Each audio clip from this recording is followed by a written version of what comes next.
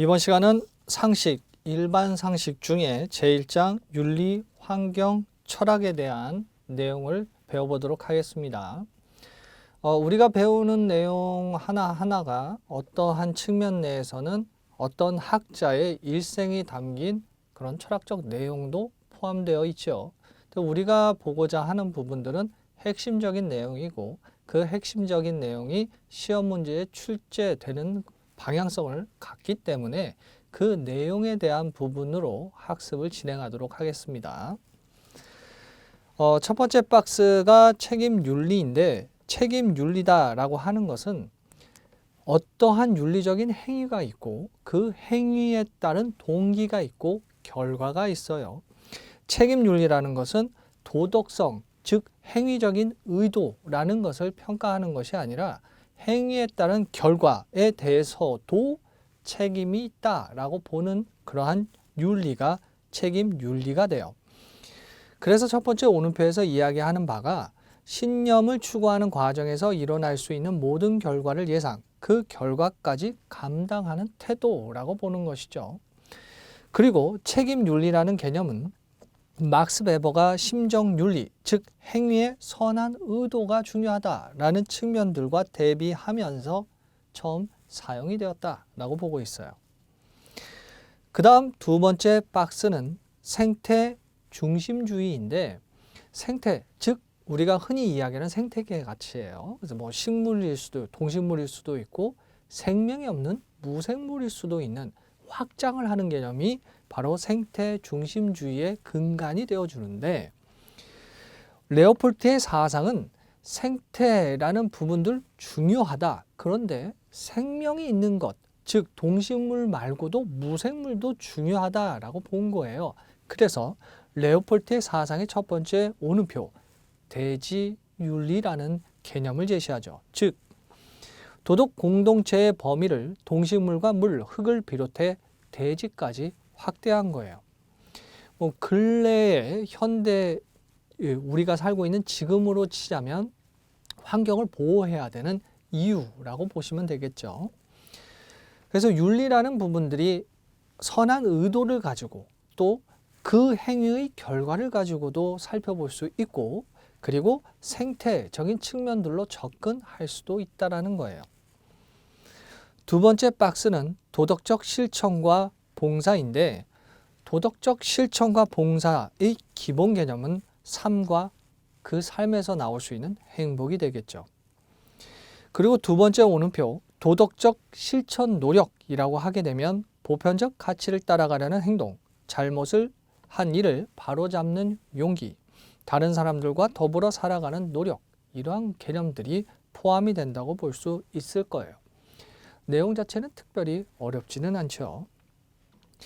그런데 이제 이러한 부분들이 우리가 윤리 지켜야 된다, 도덕성 중요하다, 행위의 의도라는 부분들에 있어서의 근간이 되어줄 수 있기 때문에 라고 우리가 배워 나아간다면 그러한 부분들이 한 개인에 의해서 내면적인 성찰을 가져올 것이고 그 개인들이 모여서 하나의 사회 구성이 될 것이고 그러한 사회 구성원들의 약속을 법으로서 표현되어질 수 있는 국가도 형성될 수 있겠구나를 알 수 있겠죠. 그 다음 박스는 윤리와 윤리학인데 윤리는 인간이 살아가면서 지켜야 할 도덕적 행동의 기준 또는 규범이고 윤리학은 이러한 것을 체계적으로 연구하는 학문이 되겠지요. 그 다음 박스는 니코마코스 윤리학인데 니코마코스 윤리학은 아리스토텔레스의 철학을 담은 저서죠. 그래서 첫 번째 오는표 보시면 인간의 삶이 궁극적으로 추구하는 것은 무엇이고 궁극적 목적을 이루기 위해 인간은 어떤 노력을 하는지를 묻는 거예요. 우리가 무언가 계속 물어보고 탐구라는 것을 하게 되죠. 그러한 과정 내에서 생각의 깊이는 조금 더 깊어질 거예요. 그래서 이러한 부분들에 대한 윤리적인 내용을 담고 있는 내용이다라고 보시면 되고요. 아리스토텔레스는 인간의 모든 활동의 목적은 선의 달성, 그리고 그중 최고에서는 행복, 이렇게 이야기를 하게 돼요. 후에 우리가 배우는 공리주의, 최대 다수의 최대 행복의 개념처럼 행복이라는 부분이 최고의 선이라고 본 거죠. 그래서 윤리학을 통해 개인의 행복, 정치학을 통해 공동체 전체 행복을 추구한다고 보았어요. 의미가 있는 그런 내용이에요. 그 다음 박스는 규범윤리학인데, 규범윤리학은 사회 구성원이 공유하게 되는 행동의 기준이나 규칙이 규범이고, 그 규범이 윤리와 결합이 되어진 내용이에요. 따라서 첫 번째 오른표, 인간이 어떻게 행동해야 하는가에 대한 보편적 원리를 탐구라고 표현을 하게 되는 것이죠. 그래서 말씀드렸다시피 규범 자체가 가지고 있는 기본 개념이 사회 구성원이 공유하는 행동의 기준 또는 규칙을 의미하고 있기 때문에 규범 윤리학은 두 번째 오른표, 선행하라, 악행하지 말라, 살인하지 말라, 불의웃을 도우라와 같은 기본적인 도덕 기준을 제시하게 되는 거예요. 그리고 규범 윤리학은 도덕 원리 어떻게 되는가라는 연구를 하는 이론 윤리학이고, 또 도덕 원리를 근거로 해서 해결 방안은 무엇이 있을까? 이것이 실천 윤리학인데, 규범 윤리학은 이론, 실천, 이러한 두 가지 윤리학으로 구분해 볼 수 있고, 이러한 내용은 그 다음 박스에 나오죠. 그 다음 메타 윤리학인데, 메타라는 개념이 어렵게 느껴지잖아요. 그래서 조금은 쉬운 의미로 다가갈 수 있으려고 이해의 폭을 위해 우리는 이렇게 표현해요. about의 개념으로 접근을 하죠. 무엇에 대하여 라는 개념인데, 메타 윤리학 하면 윤리학에 대하여 라고 이해하시면 조금 이해하기 편하실 거예요. 정확하지는 않지만 그 의미의 접근을 보다 더 용이하게 해줄 수 있죠. 그래서 윤리학에 대하여 라고 보면 첫 번째 오른표, 도덕 언어의 의미 분석, 도덕 추론의 타당성을 검토, 윤리학의 학문적 성립 가능성을 모색하였다라고 되어 있는데, 무슨 얘기냐? 옳은가? 그른가? 이런 부분들에 대한 내용이에요. 그 다음은 규범 윤리학을 크게 두 가지로 구분할 때 이론 윤리학과 실천 윤리학 중 이론 윤리학인데, 말씀드렸다시피 도덕의 원리에 관한 연구가 이론 윤리학이라고 말씀을 드렸죠. 따라서 특정 원리가 윤리적 행위를 위한 근본 원리로 성립할 수 있는지 연구하는 학문, 이렇게 볼 수 있을 거예요. 그래서 윤리라는 것을 통해서 도덕 판단을 할 때의 기준이라는 것이 제공이 될 수 있게 되는 것이죠. 나는 이렇게 실천하는데 무엇을 근거로 라고 이야기할 때의 그런 기준이라고 보시면 돼요. 그리고 실천 윤리학, 즉 도덕 원리를 근거로 해서 해결 방안을 찾아보자는 실천 윤리학은 첫 번째 오른표, 이론 윤리학을 활용하여 말씀드렸죠. 그것을 바탕으로 현대사회의 다양한 윤리 문제를 해결하는 데 목표를 둔 학문이라고 볼 수 있어요. 아리스토텔레스는 윤리학을 실천 학문으로 분류해서 살펴보았죠. 그 다음 박스는 현대사회의 다양한 윤리적인 쟁점이에요. 생명윤리, 즉 안락사를 해야 되는가 하지 말아야 되는가, 자살은 어떠한가 등등 생명과 관련되고, 성과 가족윤리, 즉 양성평등은 무엇인가, 노인 소외 문제는 어떻게 해결할 것인가에 관련된 윤리적인 쟁점도 있고, 사회윤리라고 해서 공정한 분배는 어떻게 해야 이루어질 수 있는가, 또 직업윤리는 어떻게 접근할 것인가 등등에 대한 내용을 담게 돼요. 우리가 배우는 상식 뒷부분에 직업관에 대한 부분들이 직업윤리를 내포하고 있죠.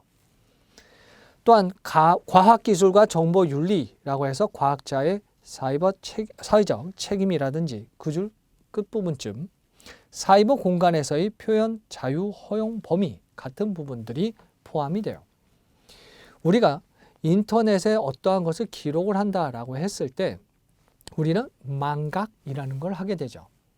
내가 잊어버리고 있다 하더라도 기록은 남아있게 돼요.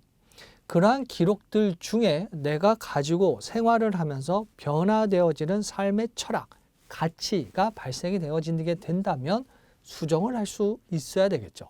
잊어버리면 수정이라든지 삶의 가치의 변화에 대한 표현이라는 부분이 어려울 수 있어요. 그래서 우리가 뒷부분에 또 배울 수 있는 내용인데, 잊혀질 수 있는 권리를 주장하게 되는 이유이기도 하죠. 또한 환경윤리라고 해서 미래 세대에 대한 책임, 즉 우리도 지속 가능한 발전을 가져와야 된다고 주장을 하면서 현재도 발전하면서 후세도 같이 건강한 발전을 가져올 수 있는 바로 그러한 책임이에요. 문화윤리는 다문화 사회에서 발생할 수 있는 문제가 대표적일 수 있는데 다문화를 어떻게 이해할 수 있겠는가, 어떻게 접근할 수 있겠는가, 인정하고 인정해서 서로 다름을 인정해서 같이 갈 것인가, 다름이라는 부분들이 우월적 문화에 포함이 되어져서 하나의 새로운 문화를 창출할 것인가에 대한 심도 있는 논쟁이 필요할 수도 있을 거예요. 또한 평화윤리라고 해서 세계화, 지역화 이러한 것들이 발생할 수 있겠죠. 세계화라는 것은 우리가 인터넷이라는 것이 발전이 되었을 때 처음에 국방과 대학의 연결이 점차 세계로 확장이 되고 그 세계의 확장이 전체적인 무역이라는 것이 글로벌화의 체계적인 근간이 되어주고 보다 더 확실하고 보다 더 빠른 그런 거래가 이루어질 수 있도록 바코드 시스템 그리고 그 바코드가 유선이 아닌 무선 시스템 RFID 등등에 의해서 신속하게 이루어지게 됨으로 인해 세계화를 촉진하게 되죠.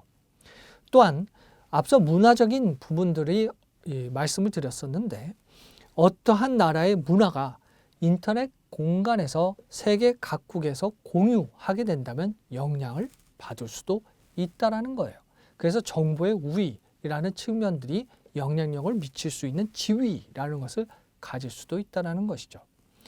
또한 우리가 WTO 즉 세계무역기구 그 이전에는 우루과이 라운드였는데 그러한 계약을 하면서 관세를 좀 철폐하자, 자유무역을 하자라는 주장을 했죠. 무역이라는 것이 전 세계 국가들과 하지는 않을 거예요. 그럼 주요 국가 먼저 자유무역할 수 있는 협상을 하죠. FTA예요. 그런데 그러한 부분들의 협상하는 과정 내에서 지역화, 예를 들어서 유럽연합이라든지 나프타라든지 아센이라든지 이러한 지역화를 이룰 수가 있다는 거예요. 다시 말해 평화라고 접근을 했을 때 세계화와 지역화를 어떻게 접근할 것이고 국제 분쟁이라는 측면 내에 자국의 이익을 주장할 것인가, 이익의 일부분을 공유할 것인가에 대한 논쟁도 필요할 거예요. 그 다음 박스는 도덕적 인격 완성의 중시인데 윤리적인 행위를 한다는 건 어떠한 가치 기준이 있다는 것이고 그 가치 기준의 내용 중 도덕적 인격이라는 측면들을 보면 공자는 인간에 대한 사랑인 인을 타고난 내면적 도덕성으로 보았고 인을 실천하기 위해 효도하고 우애 있게 지내자는 효제, 다른 사람을 배려하자는 충서 같은 내용을 제시했어요. 맹자는 누구에게나 주어져 있다는 선한 마음인 사단을 바탕으로 하는데 사단에서 단은 바르게 하다는 한자잖아요. 네 가지 바르게 하는 내용을 바탕으로 수양을 하면 도덕적으로 완성된 인간인 성인과 군자가 될 수 있다고 보았어요. 그래서 측은지심, 수오지심, 사양지심, 시비지심이라는 내용을 포함하게 되죠. 그 다음 박스는 도덕적 공동체의 추구예요. 우리가 개인이 활동을 하는 것이 아니라 개인과 개인이 관계를 맺어 사회를 형성하고 그 사회 내의 구성원으로서 역할을 하게 되죠. 그렇다면 자신들이 하는 역할에 그런 포지션, 즉 지위를 갖게 돼요. 위치를 갖게 되죠. 이때 정명이라고 해서 우리의 풀어서 이야기하자면 그럼 바르게 이름답게 해라. 우리가 그런 이야기를 하잖아요. 그 지위에 맞게 해라. 라는 것처럼 공자는 사회 구성원 각자가 자신의 역할과 신분에 맞는 덕을 실현해야 한다고 강조를 해요. 그것이 도덕적 공동체의 추구 방향이 되는 거죠. 대동사회는 유교에서 제시한 이상사회인데 모두가 더불어 잘 사는 사회라고 볼 수 있고요. 오류는 인간관계에서 지켜야 할 5가지 의무, 바로 부자유친, 군신유의, 부부유별, 장유유서, 붕의유신의 내용을 이야기하는 거예요. 즉 도덕적으로 공동체가 형성이 되고 그 공동체가 추구해야 된 가치 기준 있다면 이러한 내용을 포함한다는 것이죠. 내용이 어려운 것 같지만 실제 우리의 내용으로 실생활로 가서 비교를 해서 은유하자면 자동차가 그냥 다닐 수 있지만 신호등이 있음으로 인해서 안전하게 다닐 수 있게 되는 거예요. 바로 그러한 부분들이 도덕적 공동체의 추구라고 보시면 되고요. 그 다음 박스는 자연법 원리예요. 자연법, 인간이 존재함으로써 생길 수 있는 거예요. 실정법, 문서로 되어진 법과 대비되는 그런 의미인데 첫 번째 오른표, 인간의 본성에 근거하는 절대적 법이고 모든 인간에게 자연적으로 주어진 보편적인 법, 이것이 자연법이 되는 거예요. 말씀드렸다시피 두 번째 오른표, 실정법과 대비되는 개념이라고 볼 수 있게 되는 것이죠. 그래서 자연법의 첫 번째 오른표 예가 바로 선은 행하고 악은 피하라 라는 예를 들 수 있게 되는 것이죠. 보편적인 법이니까요.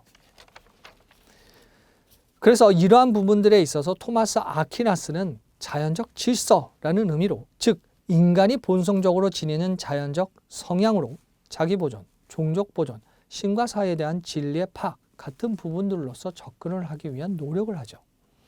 우리가 이렇게 한 줄을 배우지만 얼마나 많은 철학적 고민을 했었겠어요. 그래서 그리고 그러한 부분들이 저서 책으로 남게 되는 것이고 우리가 배우는 내용이기도 하죠. 그래서 자연법이라는 것은 우리가 무언가 설명을 할 때의 기준이라는 부분들로 그 영향력을 발휘하게 돼요. 이것을 조금 더 연장해 보자면 수학 어렵죠. 수학은 어때요? 규칙을 발견하는 거죠. 뭐 파보나치 수열 1, 1, 2, 3 이런 식으로 되어져서 식물의 잎사귀 숫자라든지 안정적인 구조, 그래서 건축의 응용이라는 것처럼 자연에서부터 일정한 규칙을 찾아서 응용할 수도 있을 거예요. 말씀드리는 내용은 자연법이 있으니까 실정법을 보다 더 분명한 기준으로서 설명을 할 수 있게 된다는 거예요. 기준이라는 건 그래서 중요한 것이고 우리가 행동의 기준, 윤리는 무엇인가 라는 부분들에 있어서의 접근할 수 있는 가장 근간이 되어주는 척도가 돼요. 그래서 그 다음 박스는 이제 칸트 윤리예요. 도덕 중요하구나 라고 본다면 첫 번째 오른표, 도덕성 판단에 있어 행위의 결과보다 동기를 중시하죠. 실질적으로 우리의 사회에서 어떠한 실정법 내에서 활동을 한다 그러면 원인, 동기가 뭐냐, 그 과정에서의 잘못 있냐, 결과가 잘못했냐, 이 모든 걸 살펴보잖아요. 칸트는 그 중에 도덕성 판단에 있어 행위의 결과보다 동기를 중시했어요. 두 번째 오른표, 오로지 의무의식에서 나온 행위만이 도덕적 가치를 지닌다고 보았고요.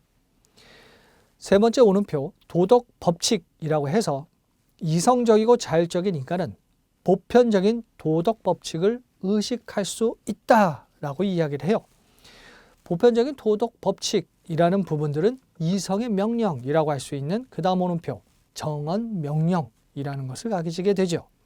즉 의지준칙이 언제나 동시에 보편적 입법의 원리가 되도록 행위를 결정할 수 있는 것이 정언 명법이 돼요. 여기서는 이제 말하는 것처럼 네 의지의라고 표현을 했는데 이것이 정언 명법이죠. 그럼 정언 명법만 있는 것은 아니죠. 가언 명령이 있어요. 명법, 명령 이렇게 표현들을 하는데 박스의 두 번째 오른표 가언 명령은 명령의 조건이 붙는 것은 도덕 법칙이라고 볼 수 없다, 될 수 없다라고 주장을 해요. 그래서 정언 명법과 대별을 시키게 되죠.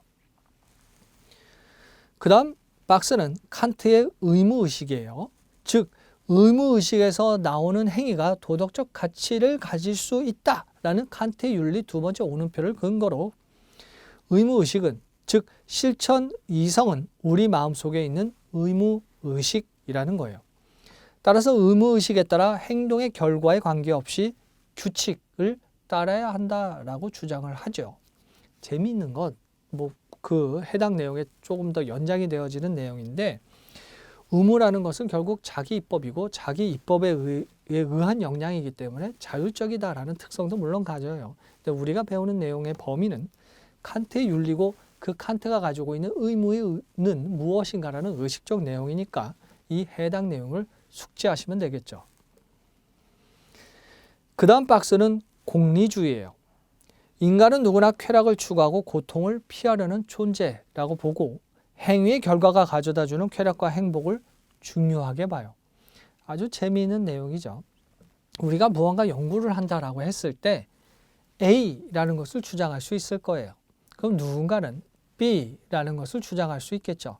또 그것이 발전돼서 AB, ABB, ABA 다양하게 발전할 수 있어요. 또는 A와 B를 통해 새로운 C라는 것을 도출할 수도 있겠죠. 공리주의는 쾌락과 행복, 행위의 결과 그 부분들을 중시했다는 거예요.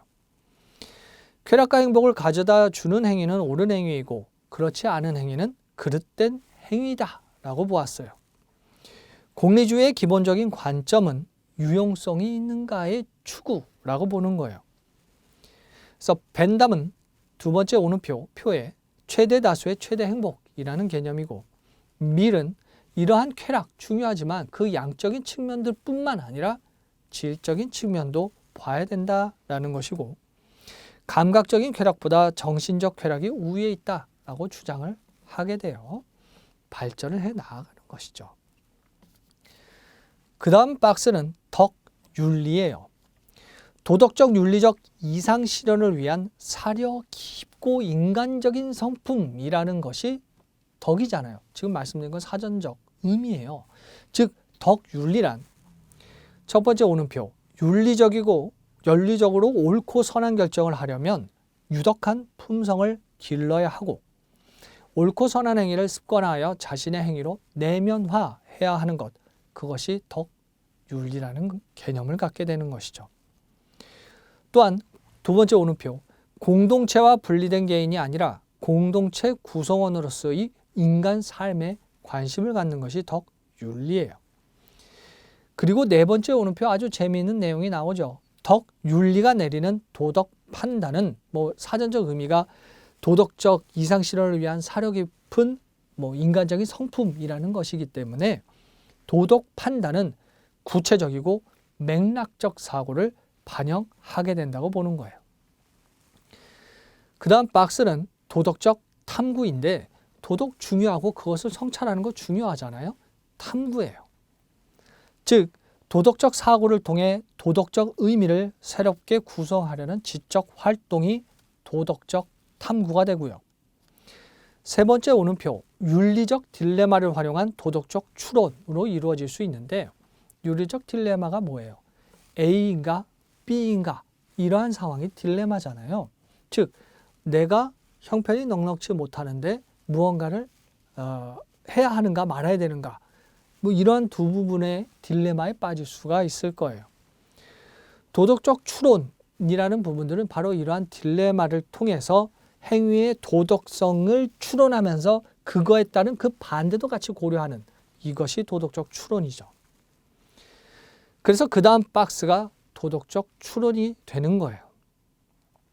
첫 번째 오는표 주어진 상황에서 무엇이 옳은지 어떤 행동을 해야 하는지에 대해 결정하는 사고 과정을 의미하죠. 아주 재미있는 개념인데 우리가 무언가 배울 때 개념을 중요하게 생각해라 라는 표현들을 많이 해요. 왜냐하면 우리가 법이라는 것을 예로 들자면 제1조 기본법, 법이 있고 시행령이 있고 시행규칙이 있잖아요. 이때 이 법이라는 것의 1조, 이 법 왜 만들어졌는지에 대한 목적이 나오죠. 마찬가지로 우리가 어떠한 개념이라는 것을 갖게 된다면 그 개념이 철학적이라고 했을 때는 행동의 삶의 가치의 기준의 영향력을 발휘해요. 그렇기 때문에 바로 그러한 것에 있어서 도덕이라는 부분들의 근간을 추론을 통해 가서 도출하기 위한 노력을 기울이게 되죠. 그게 탐구니까요. 그래서 두 번째 오는표 도덕적 탐구 과정에서 옳고 그름을 판단하는 도덕 원리, 참과 거짓을 구분하는 사실 판단을 근거로 논리적 과정을 통해 올바른 도덕 판단을 내리는 과정이 필요한데 그것이 추론이 되는 거예요. 그래서 예에 보면 아주 잘 나와 있는데 도덕의 원리, 법을 준수한다. 사실 판단, 무단횡단은 법을 어기는 것이다. 도덕 판단, 무단횡단을 해서는 안 된다와 같은 연역적 측면들처럼 접근을 해볼 수 있게 되는 것이죠. 그 다음 박스는 뭐 깊이 생각해야 되는 덕이라는, 도덕이라는 측면들 중요하잖아요. 윤리적인 성찰이에요. 유교는 일일 삼성, 즉 하루에 3번 돌아본다고 성찰하는 것이고, 거경은 덕성을 함양하는 수양이고, 신독은 혼자 있어도 어긋나는 행동하지 말자는 그러한 성찰이에요. 불교는 잘 아시다시피 참선이고요. 소크라테스는 삼파술이에요. 끊임없는 질문을 통해 삶을 찾아가는 거죠. 성찰해 나아가는 거예요. 아리스토텔레스는 어디에 치우치지 않는 중용이라는 성찰을 이야기하죠. 이러한 기준은 그 다음 박스 윤리적인 실천의 근간이 되어줘요. 즉 도덕적 탐구와 윤리적 성찰을 조화시키고 이를 바탕으로 윤리적인 실천이 이루어질 수 있게 되는 것이죠. 세 번째 오늘표 보시면 윤리적 실천을 위한 도덕적 습관, 당연히 중요하죠. 우리의 실생활에서 보자면 버스라든지 대중교통을 이용을 할 때 몸이 불편하신 분이 탑승했을 때 그때 어떻게 해요? 여러분들 같은 경우는 특별한 그런 상황이 아니라면 양보하시겠죠. 그것은 무엇으로부터 나오는 것인가? 라고 묻는다면 바로 우리가 배우는 내용의 기준으로서 나의 삶의 도덕적 기준, 덕의 성품, 깊이 있는 가치의 철학이 행동으로 나오는 거예요. 그것을 우리는 알게 된다면 설명할 수 있게 되는 거죠. 물론 이제 시험 문제 푸는 것 또한 중요하고요. 그래서 이러한 부분들을 바탕으로 윤리적 실천이라는 것이 이루어지고요. 윤리적 실천을 위한 도덕적 습관 당연히 중요하고 또 선을 행하고자 하는 순수한 동기에서 나오는 의지가 곧 선의지인데 선의지 강화해야 되는 거예요.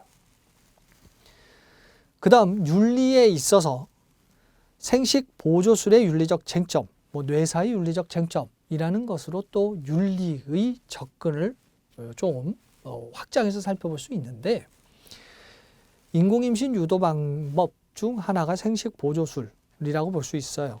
그래서 이러한 부분들에 있어서 두 번째 오는표 윤리적인 문제는 어떻게 접근할 것인가, 즉 대리모 출산, 생식세포 매매와 같은 문제는 어떻게 접근할 것인가 라는 부분이고, 인생의 정답은 없다라는 유명한 그런 말이 있죠. 나가 가지고 있는 가치 철학이 다른 사람의 가치 철학과 같을 수는 없을 거예요. 그래서 이러한 윤리적인 쟁점은 찬성과 반대로 나뉘어 논할 수 있게 되는 것이죠. 마찬가지로 그 다음 박스가 뇌사의 윤리적인 쟁점인데 뇌 활동이 정지가 되면 뇌사 판정을 내리게 되죠. 즉 무언가 기능을 못하기 때문에 그 기능을 무언가 기계에 의해서 도와줘서 생명을 연장시키는 상황, 상태가 되었다는 거예요. 우리가 수술실에 들어갈 때 마취를 담당하는 의사분이 계세요. 굉장히 중요한 위치죠. 전신 마취 같은 경우에는 다 마취하면 우리의 몸에 있는 기관들은 마취를 받게 돼요. 제대로 작동 못할 수 있다는 거죠. 강제로 삭관해서 호흡을 시켜야 되는 상황이고, 그러한 것이 제대로 사람이 생존하면서 수술을 진행할 수 있는가의 상태를 지속적으로 봐야 되는 거예요. 중요한 일이죠. 즉 뇌사라는 부분들에 있어서 그 뇌가 제대로 작동하지 않는다면 다른 기관들도 마찬가지로 작동을 하지 못하게 된다는 거예요. 강제적이지 않는다면. 따라서 이러한 부분들을 죽은 것으로 보아야 되는가 아닌가, 또 그러한 부분들의 장기 기증이라는 것으로 뇌사를 인정해 줄 것인가, 여러 가지 쟁점이 있을 수 있다는 거예요. 그 다음 박스는 생명과학이에요. 생명체가 나타내고 있는 생명현상의 본질, 그 특성을 연구하는 학문이 생명과학이죠. 당연히 여러 가지 윤리 문제가 있을 수 있어요. 대표적인 것이 복제죠. 인간을 복제한다. 그럼 그것은 곧 나인가? 철학적인 질문을 하게 되는 거예요. 유명한 SF 영화들 중에는 우리가 복제 인간을 만들었을 때 그 복제 인간도 인간인가를 되묻는 경우가 있죠. 로봇인데 스스로 생각한다. 그럼 그것을 인격체로 보아야 되는가라는 고민도 하게 돼요. 생명과학이라는 것은 다양한 논쟁, 쟁점이라는 것이 존재할 수 있게 되는 거예요.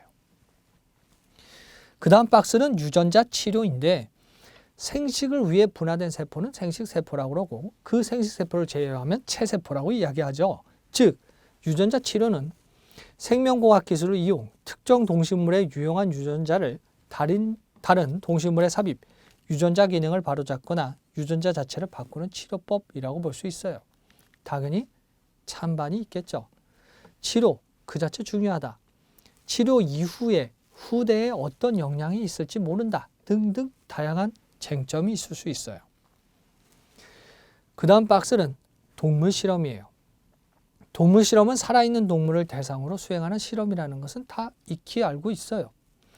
무언가 바이러스를 치료를 해야 된다라고 했을 때 실험실 내에서 실험을 하게 되죠. 그 실험이 바로 인간에게 적용되어지는 백신으로 나오지는 않죠. 일정한 절차가 있어요. 그 중에 인간과 흡사한 그런 동물들을 실험을 통해 어느 정도의 양을 몇 회에 투약함으로써 이 바이러스를 이길 수 있겠구나라는 것을 확인할 수 있게 되는 거죠. 이때 동물을 대상으로 수행할 수 있다는 거예요. 따라서 동물 실험에 대한 기준 필요하죠. 3R 원칙이라 해서 대체 가능하다면 동물 실험이 아닌 방법으로 대체하는 것 기본으로 하는 것이고 감소는 꼭 필요한 경우 실험 횟수, 동물 횟수 줄이라는 거예요. 정교화는 동물의 고통을 덜기 위해 실험을 정교화시키라는 거죠. 무분별하게 하지 말라는 거예요. 그 다음 박스는 사랑의 가치예요. 인간이 지향하는 최고 단계의 정서, 사랑이죠. 인간을 도덕적인 생활로 이끌 수 있게 돼요. 우리가 일상적인 사랑에 대한 정의 굉장히 많이 내리죠. 신에 대한 사랑, 가족 간에 대한 사랑, 연인에 대한 사랑 등등 다양하게 구분해서 살펴보기도 해요. 바로 이러한 사랑의 구성 요소를 나누어 살펴보면 프롬은 보호, 책임, 존경, 이해, 이해는 이제 지식적인 측면을 묶어서 이야기를 하는데 이렇게 구분을 해서 살펴봤어요. 보호는 사랑하는 사람의 생명과 성장에 관심을 가지고 보호하는 것이라고 보았고 책임은 당연히 자신의 행동에 대한 책임이죠. 존경은 상대방에 대한 존중의 마음이에요. 사랑하는 사람에 대한 존경 당연히 가져야 되겠죠. 또한 이해는 사랑하는 사람에 대해 깊이 이해하는 것인데 알면 알수록 더 그 이해의 깊이는 더 깊어질 수 있겠죠. 영어로 이해, 잘 아시다시피 understand예요. 이해하고 존경하고 보호하고 책임 있는 이러한 구성 요소로서 사랑이 이루어질 수 있다는 거예요. 앞서 말씀드렸다시피 행위의 기준이 어디에서 오는가라고 하면 그 다양한 관점 내에서 접근을 할 수 있겠구나라고 각각을 정리하시면 되고요. 그 다음 박스는 성과 관련된 윤리 문제예요. 남성과 여성 다르다의 문제가 아니라 차별이다라고 하면 안 되겠죠. 성의 자기결정권 중요하고요. 성 상품화 당연히 지양해야 되겠죠. 오륜, 그 다음 박스는 앞서 말씀드렸던 부자유친, 군신유의, 부부유별, 장유유서, 붕의유신의 내용을 이야기하는 것이고요. 그 다음 박스는 음양론이에요.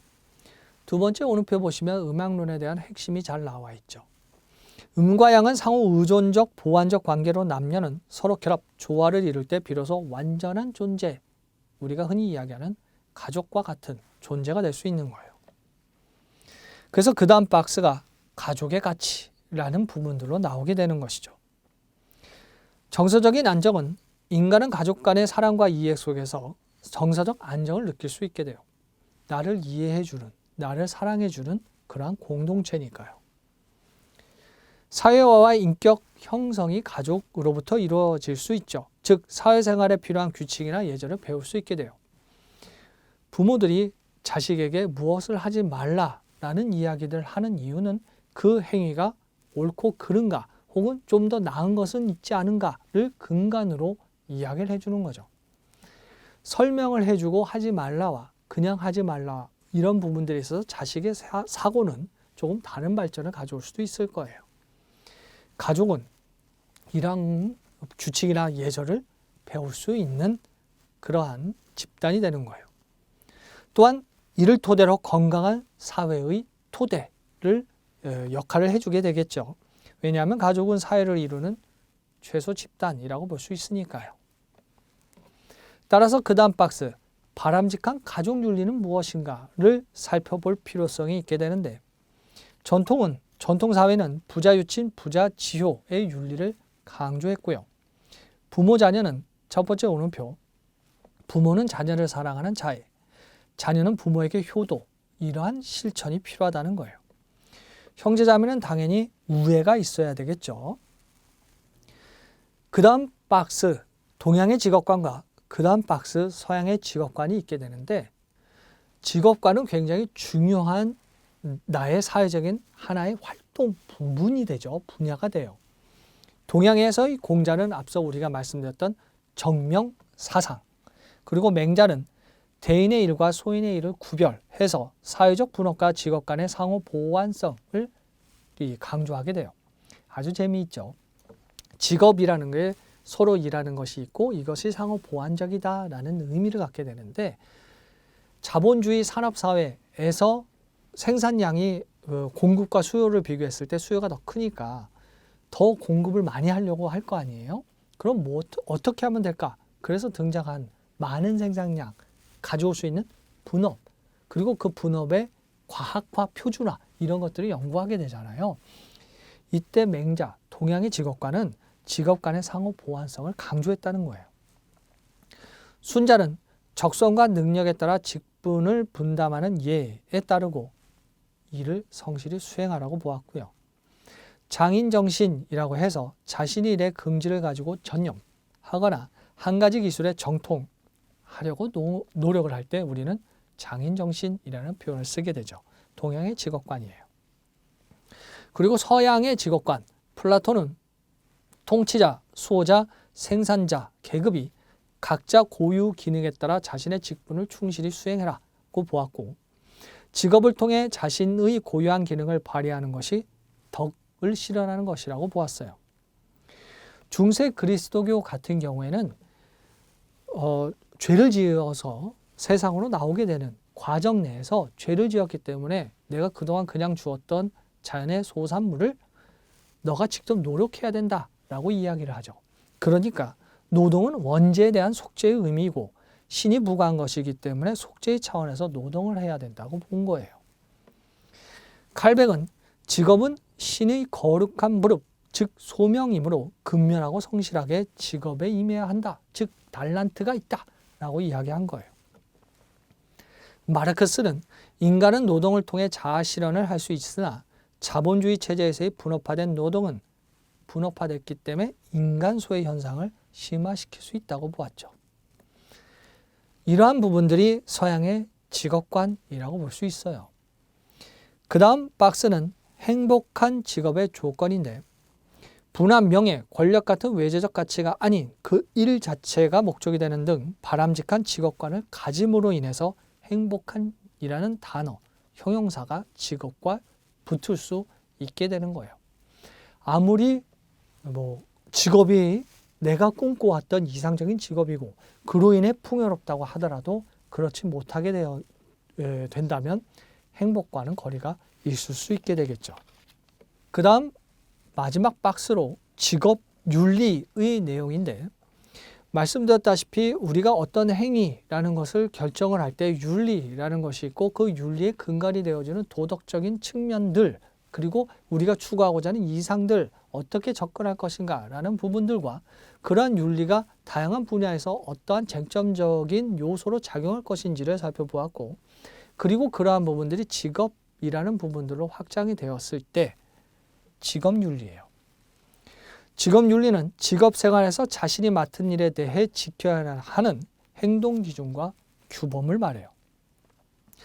그래서 세 번째 오른표 보시면 직업윤리의 특성은 일반성이라고 해서 모든 직업에서 공통으로 지켜야 하는 행동규범, 즉 우리가 신의 성실로서 업무를 수행한다라고 하는 정직, 성실, 의무, 준법을 의미하고요. 특수성은 각각의 직업에서 지켜야 하는 특수한 행동 규범이에요. 예를 들어서 정보를 다룬다 이렇게 된다면 보안은 중요할 수밖에 없죠. 그래서 정보를 중요하게 다루는 직업군에 계신 분들은 이야기를 잘 안 하시죠. 다른 일상을 하더라도 자신의 일에 대해서는 이야기를 하지 않아요. 군대 같은 경우에 보안 같은 거가 시되겠죠. 이것이 직업윤리의 특성이 되는 거예요. 이렇게 해서 관련 내용들이 핵심적 내용을 살펴보았습니다. 우리가 따로 공부하는, 학습하는 것도 중요합니다만 학원을 간다든지 도서관을 간다든지 이동을 할 때 일정한 개수씩 학습을 하시더라도 시험 전까지는 충분히 숙지할 수 있기 때문에 그러한 부분들을 감안해서 학습을 조금 더 일상생활과 결합시키는 것이 중요하겠죠. 복습 부탁드리고요. 강의 수강하시느라 수고 많으셨습니다.